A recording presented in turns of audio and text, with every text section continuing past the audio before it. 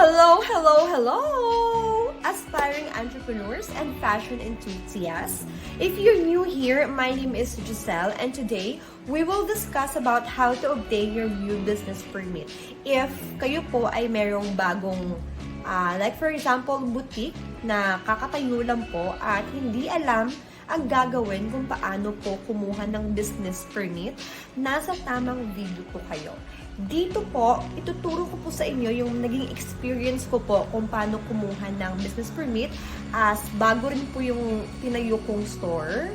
Kaya kung ano po yung na-experience ko, ituturo ko po sa inyo step by step from number 1 until sa end po kung paano ko po na-obtain yung business permit ko po. So, kung bago po kayo dito at nandito po kayo sa aking video, please hit that subscribe button and notification bell po para po hindi nyo po yung ma-miss yung mga upcoming videos ko. So, let's start!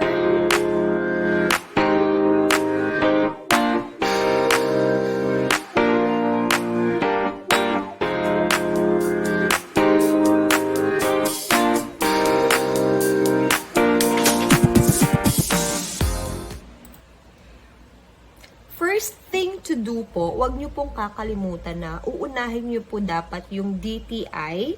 I-register nyo po talaga yung pangalan ng business ninyo sa DTI. Sa www.dti.gov.ph.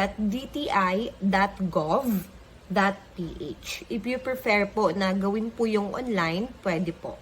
At kung gusto nyo naman po na sa office ng DTI, pwede rin po. Pero sa akin, yung ginawa ko, nag-online ako kasi mas easier po siya at makukuha nyo lang po agad-agad yung DTI ninyo after nyo po i-fill up lahat ng information ninyo about your business.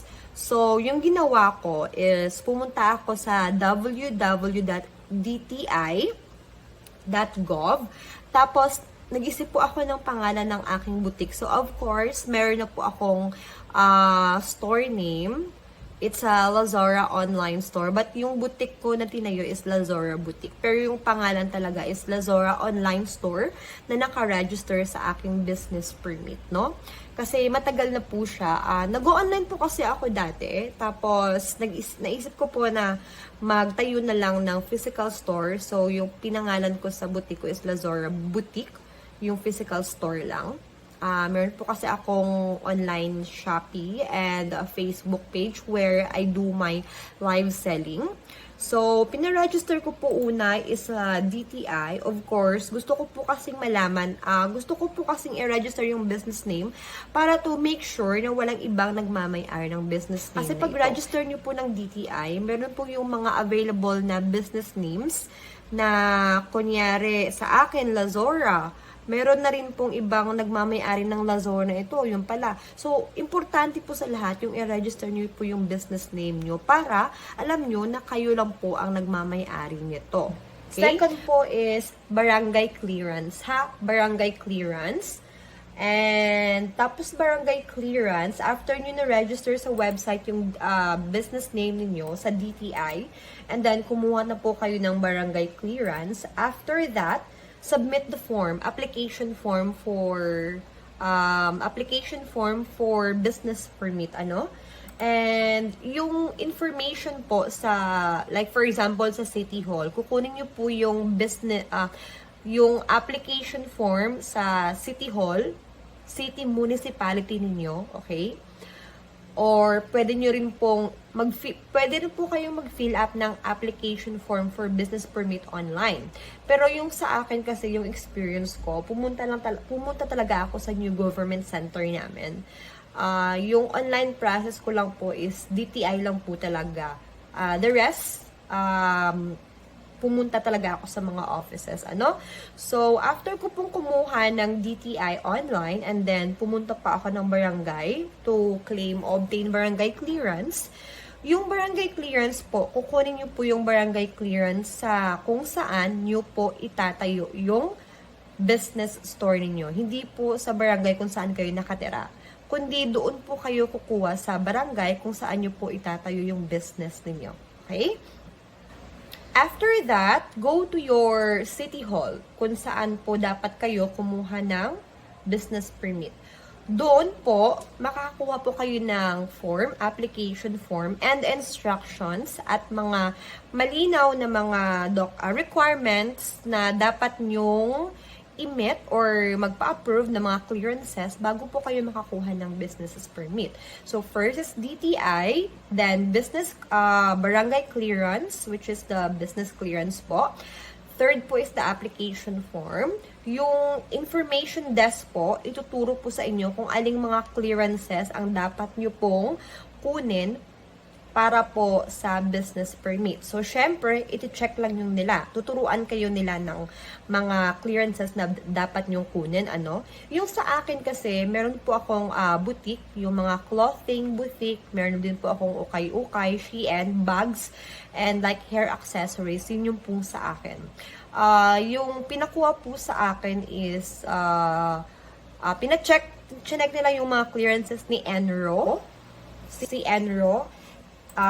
Si Enro is yung Environment and Natural Resource Office, which is shortcut po si Enro. And then, OBO po, yung OBO, Office of the Building Official, OBO po yung shortcut niya. And natural, yung zoning, okay? Yung zoning medyo, hindi naman siya mahirap.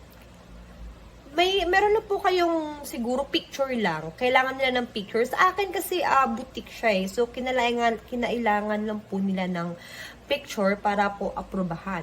Yung Enro naman po, madali lang po sila ni Ubo. Kasi yung sa akin, parang dry goods kasi siya. Hindi kasi siya kainan. So, madali lang pong magpapirma sa kanila. Okay? And yung City Health and Fire Department. Yun lang po yung kinailangan ko sa aking store na boutique. First is DTI. Second is Barangay Clearance. Third is Enro Clearance. Fourth is OBO Clearance. Fifth is Zoning Clearance. Sixth is City Health Clearance. And number 7 is Fire Department, Fire Clearance.